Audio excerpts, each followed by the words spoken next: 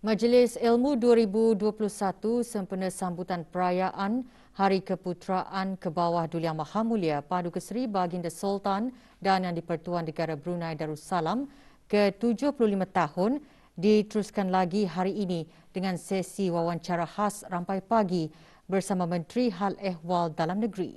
Yang berhormat Pihin Orang Kaya Seri Kerana Datuk Seri Setia Dr. Haji Awang Abu Bakar bin Haji Apong selaku pengerusi bersama Jawatan Kuasa Pandu sambutan Majlis Ilmu 2021 menjelaskan COVID-19 adalah manifestasi perpaduan masyarakat dan satu ujian bagi mengukur ketahanan sebagai sebuah bangsa. Menghargai akan kesediaan masyarakat menghulurkan sumbangan keuangan dan barangan. Dalam keadaan negara berhadapan dengan COVID-19, kita juga bersyukur menyaksikan bahawa semua lapisan masyarakat memikul tanggungjawab bersama. Jelas terpancar, kita selaku rakyat dan penduduk negara ini berdiri teguh di belakang kepimpinan bijaksana ke bawah Duli Yang Maha Mulia Paduka Seri Baginda Sultan dan Pertuan Negara Brunei Darussalam sebagai lambang ketahanan negara ataupun national resilience. COVID-19 pada saya adalah litmus paper yang menguji benteng kekuatan kita sebagai sebuah bangsa yang bersatu padu. Menteri Hal Ehwal Dalam Negeri turut menjelaskan semangat dan komitmen anggota masyarakat yang bersedia menjadi sukarelawan adalah sangat dihargai. Galakan dan sokongan padu perlu diberikan agar semangat bersedia menyumbang ini terus bersemarang dan menjadi teladan terbaik bagi generasi akan datang. Tema Majlis Ilmu pada tahun ini ialah COVID-19 Satu Iktibar. 69 kes baharu jangkitan COVID-19 disahkan di negara Brunei Darussalam hari ini, membawa jumlah keseluruhan kepada 13,742 kes. Yang berhormat Datuk Seri Setia Dr. Haji Awang Muhammad Isham bin Haji Jaafar, Menteri Kesihatan memaklumkan perkara tersebut semasa sidang media situasi terkini jangkitan COVID-19. Sidang media berlangsung petang tadi di Dewan Al-Afiah Kementerian Kesihatan. Terdapat 35 tambahan kes-kes baru kepada 12 kluster aktif yang sedia ada yang merupakan kontak-kontak terdekat kepada beberapa kes positif sebelumnya. Sementara itu, terdapat 5 kluster baru telah dikesan yang melibatkan 18 kes. Kesemua kluster-kluster baru ini adalah merupakan kluster kediaman di mana 3 daripadanya iaitu kluster Al-Malabar Restaurant Sdn Bhd, kluster Sawan Staff House dan kluster Jalan Tanjung Nangka Kecil Construction adalah kluster rumah yang menempatkan pekerja-pekerja syarikat berkenaan. 4 kluster telah ditutup setelah tidak ada kes dikesan di dalam kluster berkenaan selama 28 hari. Kluster-kluster yang ditutup ialah kluster 3598, 4446, 8146 dan kluster 8261. Oleh yang demikian, jumlah kluster yang aktif adalah 184 kluster. Selain itu, terdapat 1 kes import yang dicatatkan yang telah tiba ke negara Brunei Darussalam dari Poland melalui Jepun dan Singapura dengan menaiki penerbangan Singapura SQ146 pada 24 Oktober 2021. Dalam pada itu, terdapat 15 kes baru yang masih dalam siasatan bagi mengenal pasti sumber jangkitan. 169 kes telah disahkan sembuh yang membawa jumlah kes yang sembuh di negara Brunei Darussalam kepada 12,445 kes. Manakala jumlah kes aktif ialah sebanyak 1,203 kes. Di kalangan kes-kes yang sedang ada dalam rawatan sekarang, 6 adalah dalam kategori 5 dan sedang dirawat di unit rawatan intensif. Kesemua mereka memerlukan bantuan mesin pernafasan ataupun artificial ventilation, dengan 1 daripadanya juga memerlukan bantuan mesin tambahan heart lung machine ataupun ECMO. Sementara itu, 7 kes lain dikategorikan dalam kategori 4, iaitu yang memerlukan bantuan oksigen dan adalah di bawah pemantauan rapi. Dalam tempoh 24 jam yang lalu, sebanyak 2,716 sampel telah diuji bagi virus SARS-CoV-2 yang membawa jumlah keseluruhan ujian makmal dijalankan sejak Januari 2020 kepada 528,665 ujian. Menteri Kesihatan juga menjelaskan pada 5 November 2021, 568 orang telah menerima suntikan vaksin COVID-19. Ini bermakna di bawah program vaksinasi kebangsaan seramai 354,729 orang telah menerima satu dos vaksin COVID-19, iaitu 82.5% daripada jumlah penduduk negara. Manakala 278,735 orang telah melengkapkan 2 dos vaksin COVID-19, iaitu 64.8% daripada jumlah penduduk negara. Bagi operasi pulih yang dijalankan dari jam 8 malam hingga 4 pagi tadi, sebanyak 5 pelanggaran arahan telah dikeluarkan denda kompaun di seluruh negara, di mana 4 daripadanya adalah pelanggaran arahan untuk berada di rumah. 11 individu terdiri daripada 6 lelaki dan 5 perempuan berumur antara 24 dan 51 tahun ditahan dalam operasi yang dijalankan oleh Biro Kawalan Narkotik BKN pada 1 November 2021. Mereka disyaki terlibat dalam sindiket pengedaran dadah. Operasi merupakan kesinambungan kepada operasi Black yang dijalankan pada bulan September lalu. Dalam operasi yang dijalankan di 3 kawasan di daerah Brunei dan Muara, BKN berjaya merampas beberapa paket plastik yang dipercayai berisi dadah jenis syabu dengan jumlah berat keseluruhan kira-kira 173.27 gram yang dapat menampung kira-kira 1,400 pengguna. Turut dirampas dadah jenis ganja seberat 9.93 gram, timbangan digital, alat perkakas untuk menghisap dadah dan wang tunai berjumlah RM3,280 yang dipercayai hasil pengedaran dadah. Kesemua tangkapan ditahan bagi siasatan di bawah Akta Penyalahgunaan Dadah Penggal 27. Dalam situasi negara yang dilanda pandemik COVID-19, BKN masih meneruskan usaha dalam membenteras gejala dadah, terutama dengan mematahkan sindiket-sindiket yang bertanggungjawab merosakkan kehidupan masyarakat dan keharmonian keluarga. Sepanjang tempoh pandemik ini, aktiviti-aktiviti pengedaran dadah masih berleluasa tanpa menghiraukan jangkitan COVID-19.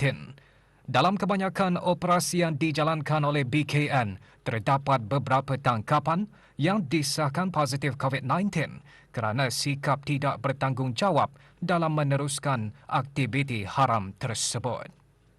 Walaupun terdapat risiko besar serta kesukaran dalam menjalankan tindakan, namun ia tidak menjadi penghalang kepada BKN dalam usahanya memastikan masyarakat di negara ini bebas daripada ancaman dadah.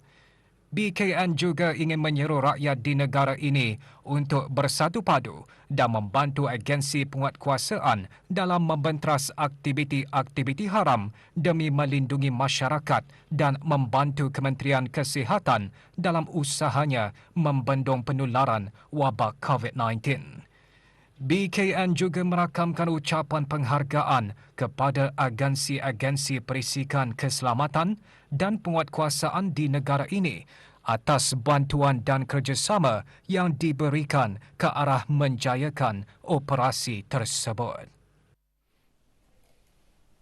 Kedutaan Republik Demokratik Timor Leste di negara Brunei Darussalam hari ini menghulurkan sumbangan berupa pek makanan kepada sumbangan pandu lalu yang diadakan di Stadium Negara Hassan Al-Bolkiah. Sumbangan lebih 400 pek makanan termasuk berangan keperluan anak damin diserahkan oleh Tuan Yang Terutama Abel Guterres, Duta Besar Istimewa dan Mutlak Republik Demokratik Timor Leste ke negara Brunei Darussalam kepada Dr. Siti Nurhalbi binti Haji Wasal Fela, Timbalan Setiausaha Tetap Kebudayaan Kementerian Kebudayaan Belia dan Sukan. Sementara itu, Kementerian Kesihatan menerima sumbangan cek berjumlah RM13,000. Sumbangan cek berjumlah RM13,240 daripada Brunei Ophthalmology Society dan RM3,300 dari Rabitah Antarabangsa Alumni Al-Azhar Brunei Darussalam. Sumbangan tersebut adalah bagi tabung COVID-19 Relief Fund. Sumbangan diterima oleh Pengarah Dr. Haji Muhammad Khalifah bin Pengarah Haji Ismail, Pemangku Timbalan Setiausaha Tetap Profesional Kementerian Kesihatan. Penyampaian sumbangan-sumbangan diadakan di Kementerian Kesihatan. Sumbangan turun diterima daripada UBD Corporation Sdn Bhd dan beberapa individu. Orang ramai yang ingin menghulurkan sumbangan bolehlah berhubung terus dengan MOH Emergency Operation Center melalui talian 729-5712 pada waktu bekerja sahaja.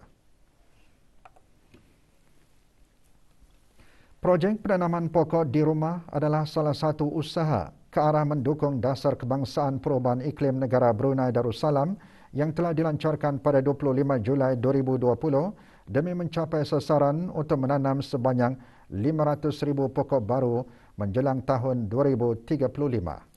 Yang Berhormat Dayang Karunisa binti Awang Haji Asyari, Ahli Majlis Mesyuarat Negara selaku pengasas Green Brunei menjelaskan, Green Brunei dengan kerjasama Mitsubishi Corporation dan Sekretariat Perubahan Iklim Brunei menganjurkan projek Stay at Home Tree Planting, iaitu penanaman pokok di rumah yang bermula 1 November lalu. Kami mentarget sasaran 1,590 anak pokok. Jadi projek ini sudah berjalan sejak beberapa hari yang lalu, bermula pada 1 hari bulan November yang lalu.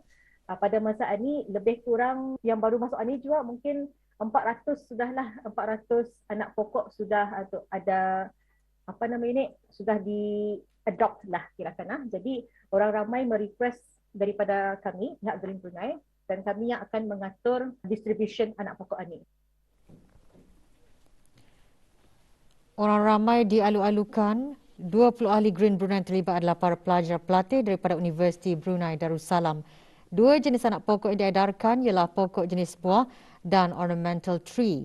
Menurut Yang Berhormat, anak-anak pokok tersebut adalah sumbangan Mitsubishi Corporation dan Sekretariat Perubahan Iklim Negara Brunei Darussalam. Alhamdulillah juga mendapat sokongan yang sangat positif daripada sekolah ada, daripada pihak swasta ada. Malahan projek ini juga melibatkan penglibatan daripada golongan OKU. So pokok itu kami menyediakan 2 jenis pokok, iaitu ornamental tree. Kalau ia punya nama di Brunei ialah pokok ubah. Yang kedua ialah pokok buah. So satu is pokok ubah namanya, yang kedua ni ialah pokok buah. Pokok buah ni ada macam-macam lah jenis buah-buahannya yang kena supply oleh local SME pulangnya, providernya ni. Orang ramai dialu-alukan untuk menyertai aktiviti ini dengan menempah slot melalui aplikasi Mangalinga atau melalui Instagram, Facebook ataupun Twitter @GreenBrunei.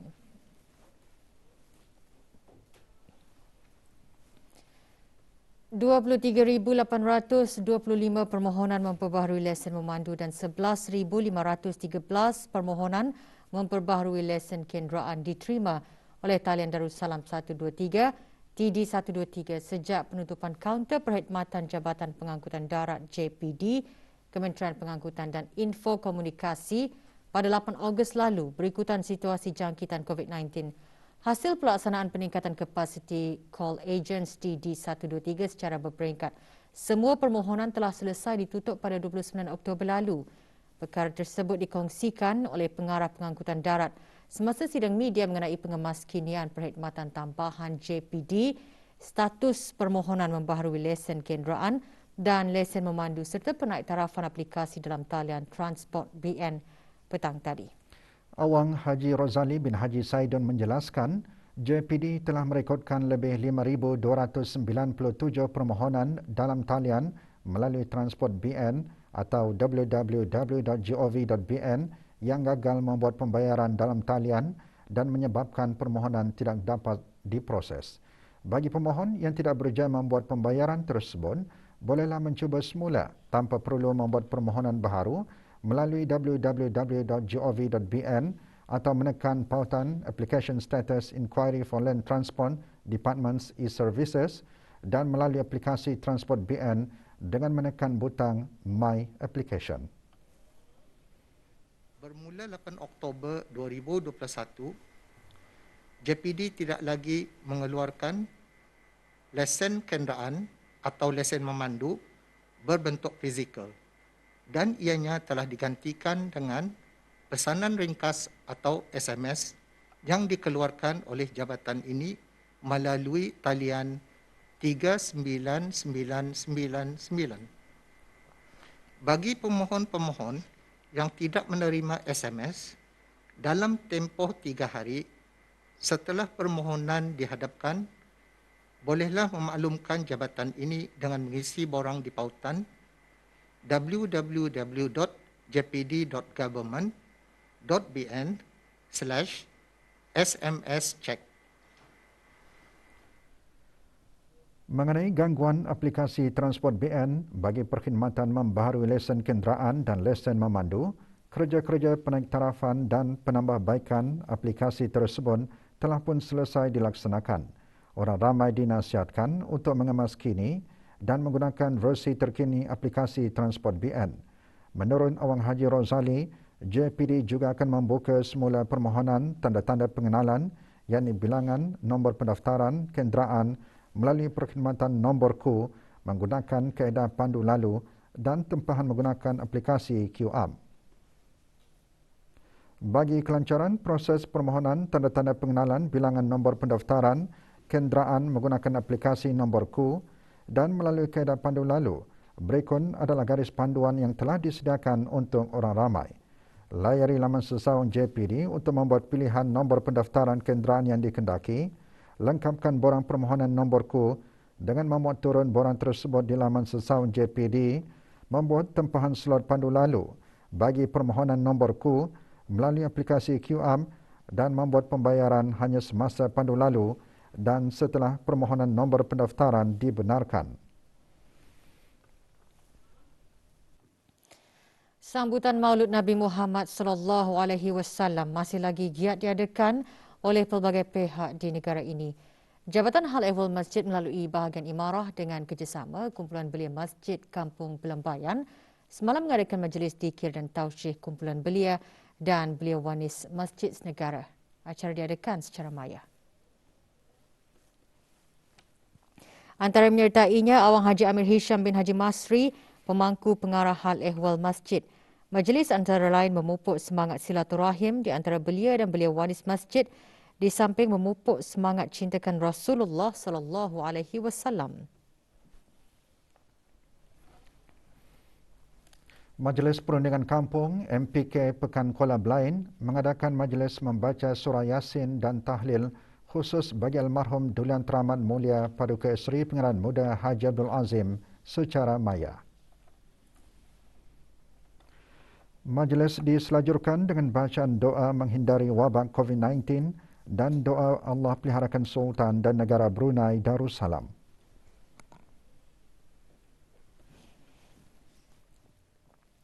Sempena Hari Peladang, petani, penternak dan nelayan kali ke-11 Jabatan Pertanian dan Agri Makanan mengadakan seminar pertanian bersiri secara maya yang diadakan setiap hari Sabtu.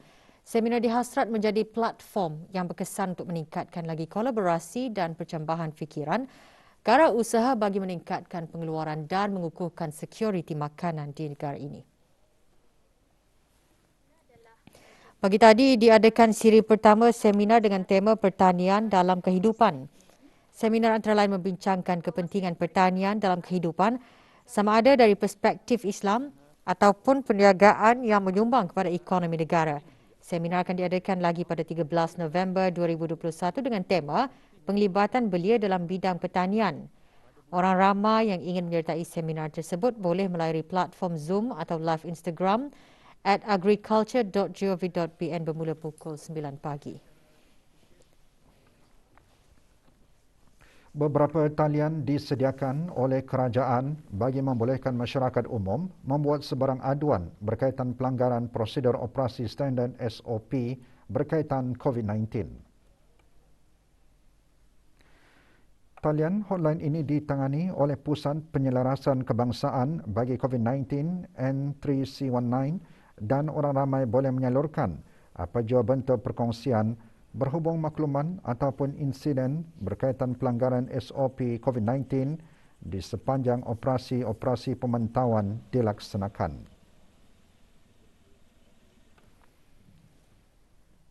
Jabatan Daerah Brunei dan Muara melalui unit pasar dan gerai memaklumkan kepada para penjaja dan orang ramai bahawa bagi menangani penularan COVID-19 di negara ini, 6 buah gerai di daerah Brunei dan Muara akan ditutup selama sehari bagi kerja-kerja pembersihan. Pada 10 November 2021, gerai Pasar Pantai Jerudong, 13 November 2021, gerai Simpang 51 STKRG Rimba, 17 November 2021, gerai Muafakat Kampung Selayun, 20 November 2021, gerai Kampung Sengkurong, 24 November 2021, gerai Aneka Ria RPN Rimba dan 27 November 2021, gerai Kampung Jangsa. Para penjaja dinasihatkan untuk membersihkan bangku atau petak masing-masing sebelum kempen diadakan bagi memudahkan pelaksanaan kerja-kerja pembersihan tersebut.